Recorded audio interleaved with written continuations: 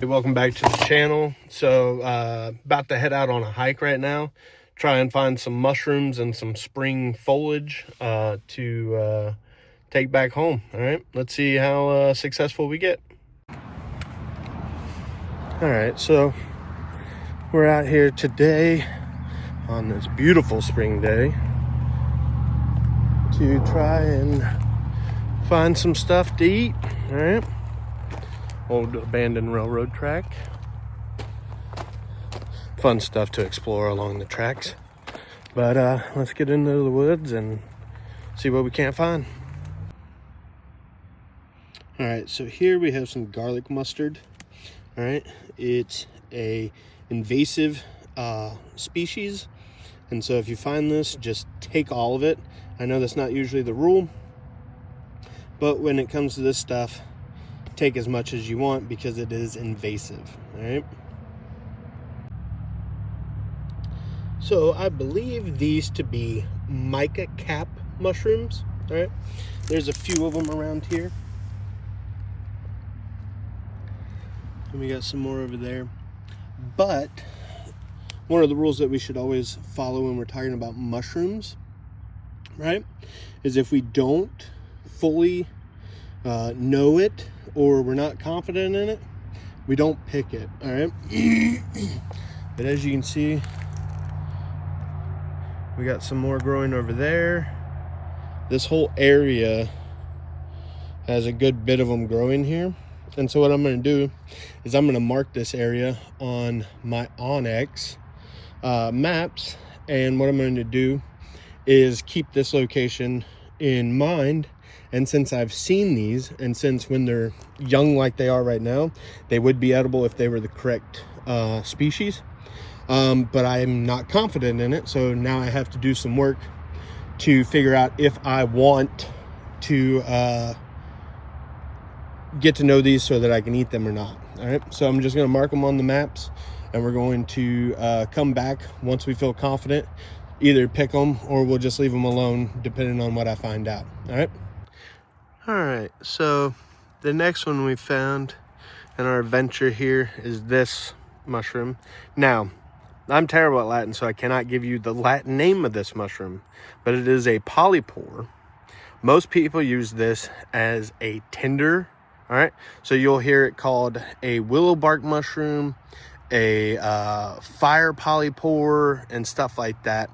But when it dries out, this pore style system that's under here when it's dried out will just keep an ember forever, all right? So if you want to transport fire, this is the thing you want to do. Some people even will put this in their char box and char it up and use it that way as well. Because once it takes a spark, it'll smolder for a good long while. Now, one of the things that I want to explain about this is that most of the time we're looking for mushrooms, we're down low on the ground and stuff. But these types of mushrooms, right? This one's about stomach height, right? Some of them will be way high in the trees. Like there's a good one right there, that black dot, that's one. We got one over there. Let's see, zoom in on these. We just are surrounded by a good size ring of them all right there. That one's got a fresh growth on it. You can see where it's dead and black on one end and that white underbelly towards the tip, right? So with that being said, always keep an eye out everywhere you go because they could be low or they could be high.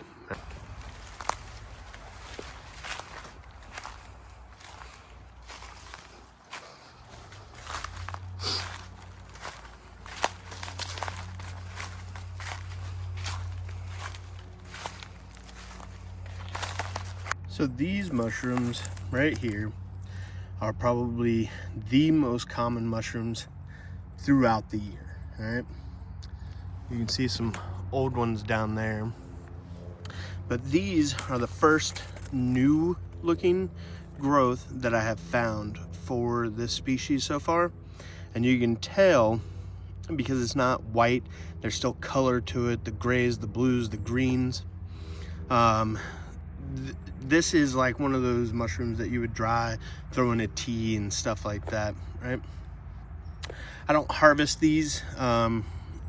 They are just one of those things that a lot of people use medicinally. So if that's what you're wanting to get into and do this with, this is that mushroom.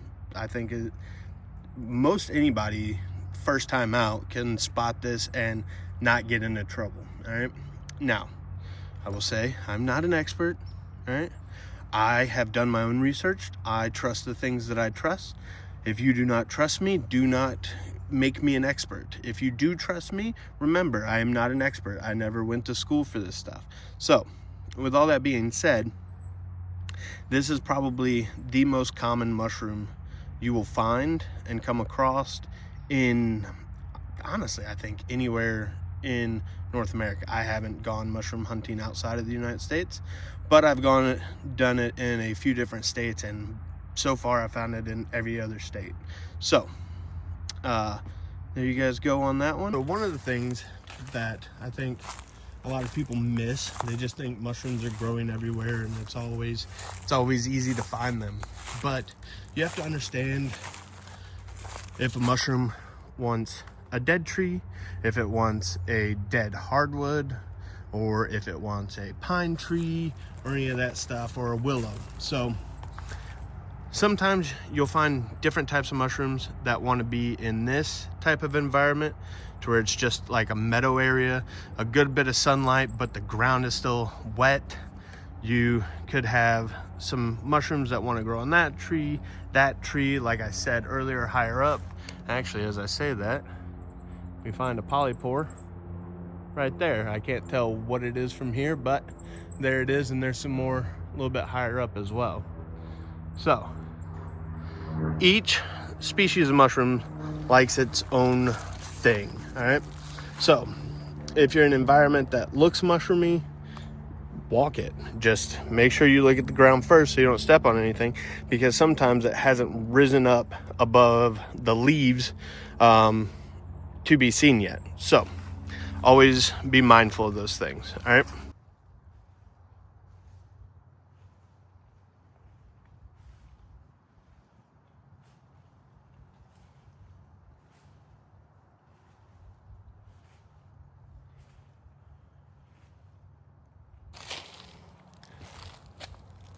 Squirrel.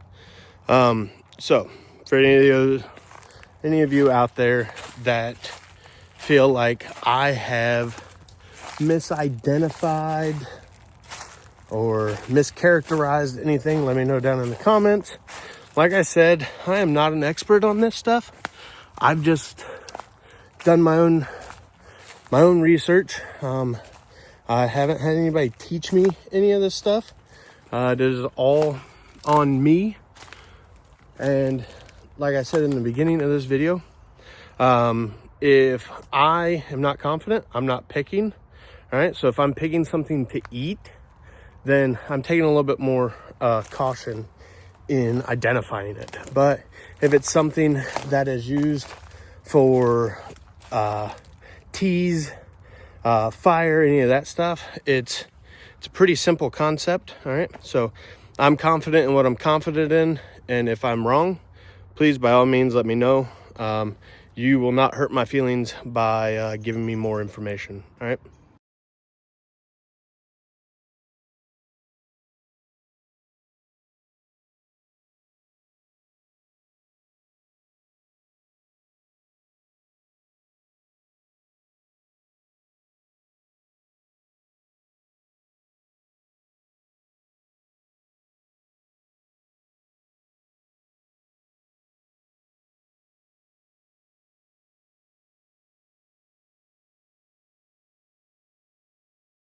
All right, so got some stuff over here. This stuff right here in this patch is garlic grass, onion grass. Let's see if we can break this. Yeah. All right. make that a little bit safer, and then the rest of it comes falling down. But I'm able to get through a little bit easier now. So this stuff here is onion grass, garlic grass, like I said, whatever you want to call it. Some of it is a little bit more mature than others, but this stuff, once again, is invasive. All right, so taking as much of this as you want is all right. Oop. No bulbs in that one. Let's see if we can't get some bulbs. Nope. Once again, no. Let's just go for a single one to show you guys then.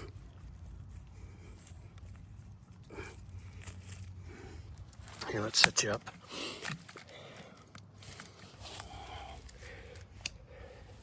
Pull out our pocket knife. Oh, and I cut it off. Oh well. But pretty much it's like green onion, all right? You can do that. You can dehydrate it, make an onion, garlic powder out of it, kind of thing. But yeah, it's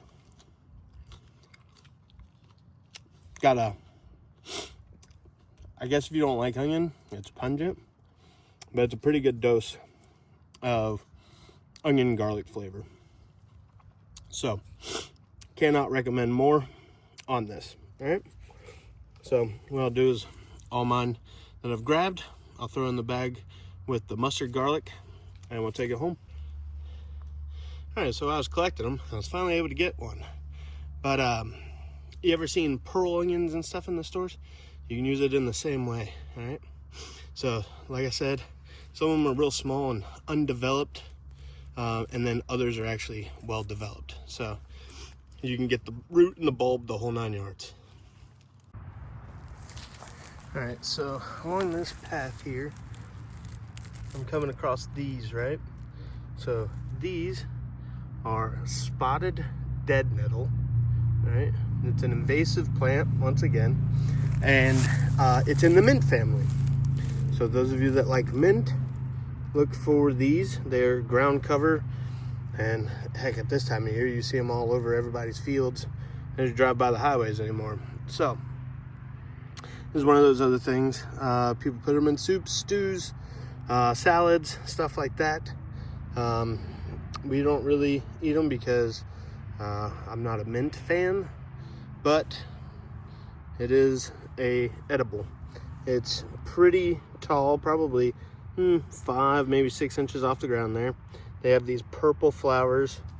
I'll just pick that. Get a little bit closer, maybe, maybe not.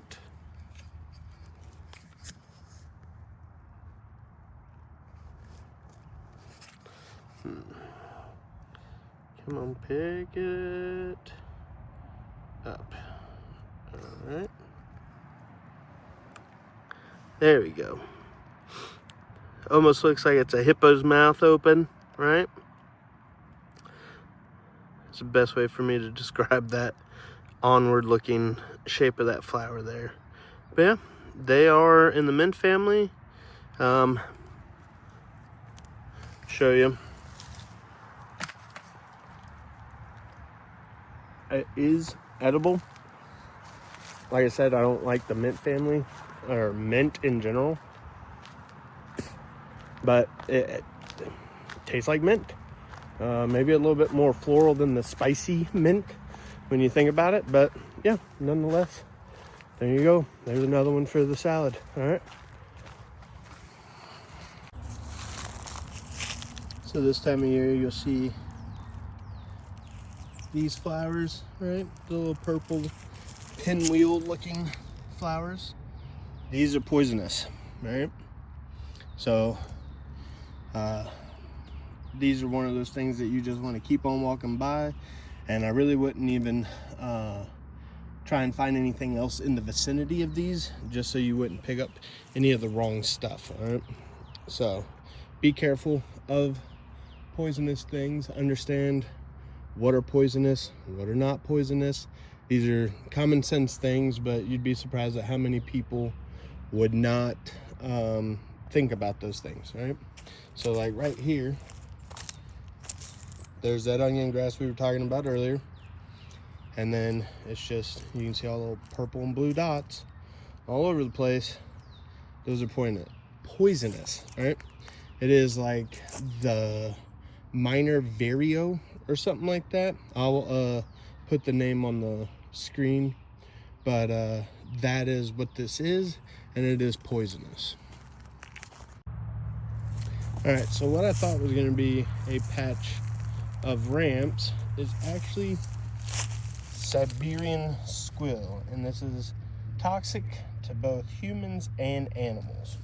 All right, and as you can see here, we have some of that spotted dead nettle in this area too. I would not recommend picking in the same area, but yeah, so this is why it's important to understand the differences, because some characteristics from a distance can be the same. And as you can see, it is highly prolific in this area. So always be on the watch out. Yeah, all along that bank there. So always watch for those things, know what you're looking at and stuff like that. That way, if your dog eats it, like this plant and the other plant that I showed you, you can tell them what was the cause of the poisoning, and they'll be able to do a little bit more to help facilitate a better recovery. All right, so it's always important to know what you're looking at. Beautiful little creek right here. Also, for those of you that might care, all right, wondering what pack I'm rocking, this is the same bag out of my extended EDC bag video that I did. It's basically just what I showed you in there. I don't know if I've added anything since that video. Maybe we'll redo another video soon. Then I got the Mora up here. Showed you guys the water filtration system I have and all that stuff. But yeah, so what I keep doing is I'm walking the path. Nope. I'm walking the actual trail that's out here, and then every once in a while, when I see something of interest, I hop off into the woods and explore for a little bit, see what I can't find. The whole goal was to hopefully find, well, two of the things that I wanted were here. All right, so the mustard garlic and the onion, those were here, but I was also hoping to find some morels and some other springtime mushrooms, and I have found all but none of those things. But we'll keep on. This trail is a few miles long, so we'll keep at it, and I'll bring you guys back if I find anything else interesting. All right, hope you're enjoying it so far, because I am, honestly. And if I do nothing, if I can't educate you, and you already know this stuff, hopefully I help you get motivated to go outside and enjoy all year round, not just the springtime. All right, and I'll do a video like this every once in a while for the different times of year. There is so much garlic mustard in this area. All right, but each season change, I'll probably do one of these videos, show you guys some stuff, because like as you can see right now, it's still pretty bare ground. All right, some of the ground coverage stuff is starting to come out. That's a nice looking game trail right there. Squirrel moments, ADHD. But do one of these every so often, give you an idea of what's out in that time of year. And I'll tell you guys right now, this is beginning of April, so we've had a lot of showers recently, so I was hoping some of that rain and stuff would produce a lot more mushrooms than it has, but does not seem to be the case. We've also had 2 days of very frosty, chilly days in a row now. So I don't know if that did anything with it or if I'm just not knowing what's in the area and what time they pop out. I know it's a little early for morels. Ooh. Sorry there's so many cuts, but a bunch of deer tracks through here, and they're pretty big and heavy-footed. So another squirrel moment. But sorry, like I said, there's so many cuts. iPhone doesn't allow you to switch views easily, and I wanted to make sure I got that in the video. All right, so I'll bring you guys back whenever we find something interesting.